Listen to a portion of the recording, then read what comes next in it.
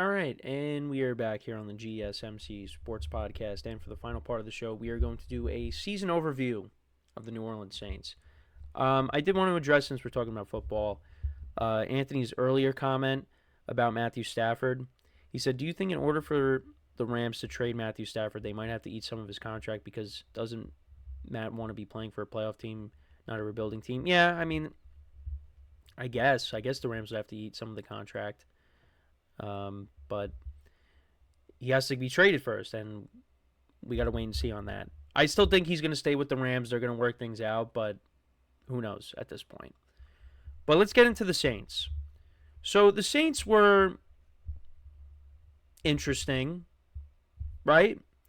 You go back to the first 2 weeks of the season. They blew out the Panthers. They put up 40 points. And then we thought this was a shocking win for them at the time when they went into Dallas and they put up 40 points against the Cowboys. So they won 47-10 the first game, 44-19 the second game. And we were like, wow, could the Saints actually be legit this year? Another comment in the chat. Are there in the United States football and basketball ultra egos like in Europe? Ultras organizations are crazy fans and hooligans. Okay. I mean, yeah. I mean, did you see what the Eagles fans did to the city after they won the Super Bowl? That's what you mean? We got some very passionate fans over in the States, if that's what you're talking about.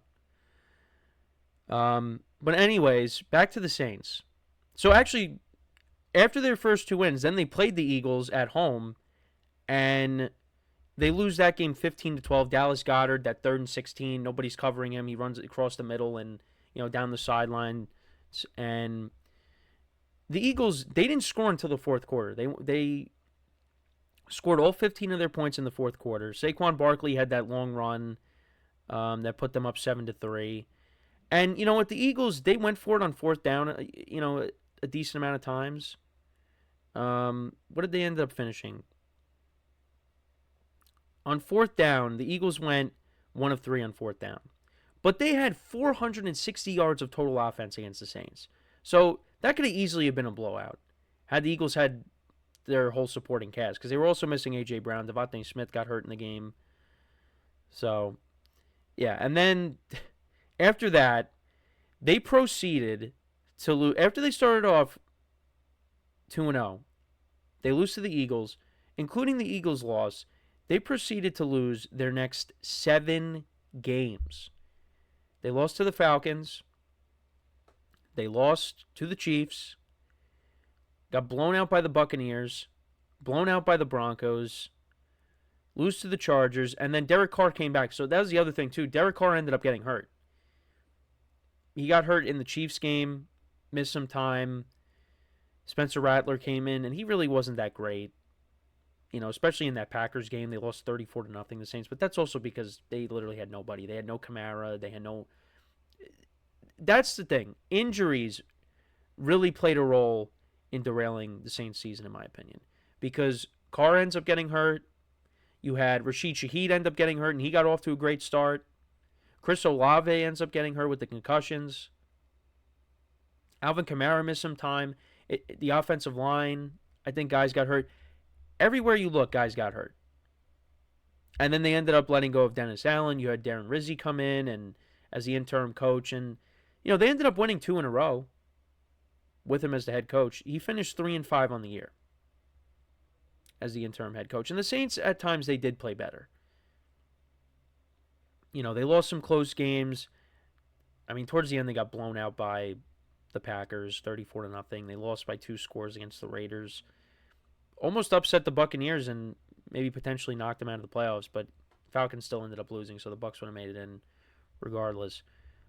But yeah, it was not a good year. They finished 5-12. Derek Carr, he had 15 touchdowns to 5 picks, 2,100 yards passing. Spencer Rattler, he had 1,300 yards passing, 4 touchdowns to 5 picks.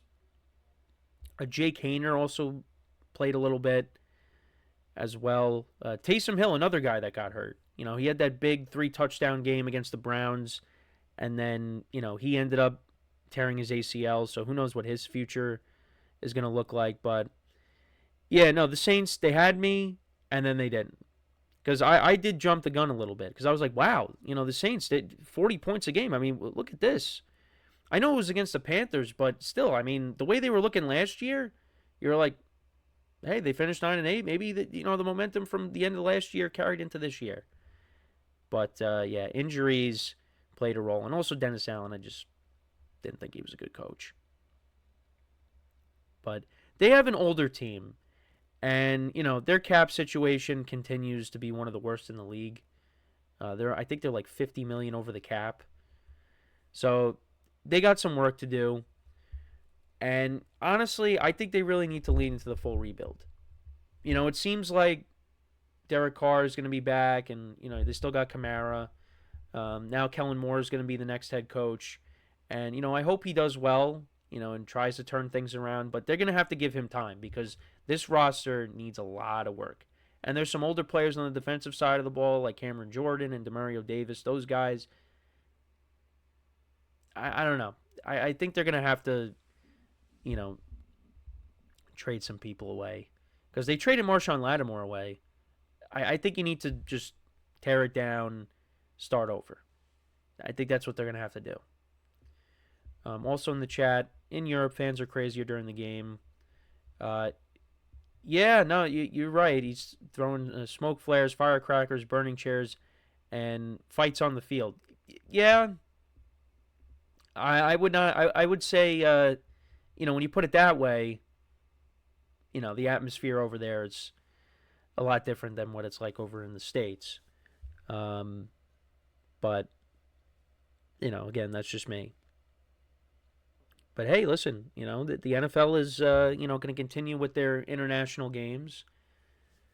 I think there's a game in Australia, I think, right? You got the Brazil game, the Germany game, the London game. They're really expanding. So, make sure to go check those games out if you're in the area. But back to the Saints, though, and I think actually they're one of the teams that is hosting an international game. Might be wrong, but there's a lot of work that needs to be done. I've said that several times already, but I'm going to keep on saying it. I think the Saints really need to lean into tearing this roster down. I mean, I obviously keep some of the young players that you have, but I really do think, like on defense, the defense needs to be overhauled.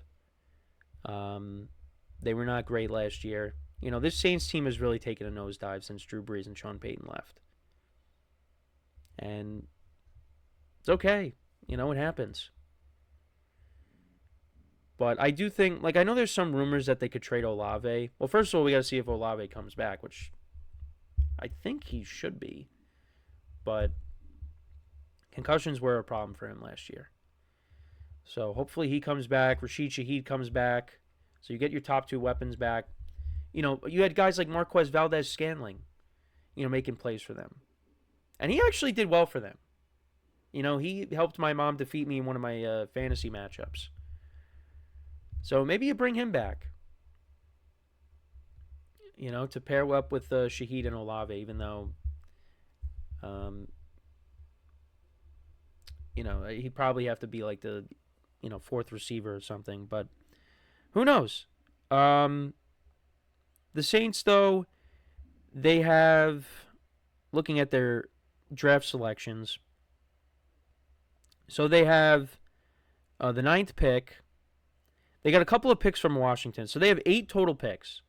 So they really need to nail these picks in the draft. I don't think they're going to be doing too much in free agency. But they're going to need to nail these picks. They could go defense. Maybe you take a corner to replace Marshawn Lattimore. Maybe you take an offensive lineman. Maybe you take a linebacker, defensive lineman. Maybe they take a receiver in one of the later rounds or something. Tight end could be a possibility. Maybe they take the tight end from Penn State. Maybe they do that. But there's a lot of work that needs to be done with this roster.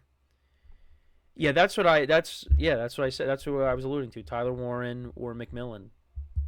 But I don't know. It could be one of those things where they just take best player available. Anthony also said, can the Saints even trade the contract for Derek Carr or of Derek Carr? Who's going to take it? Maybe the Giants.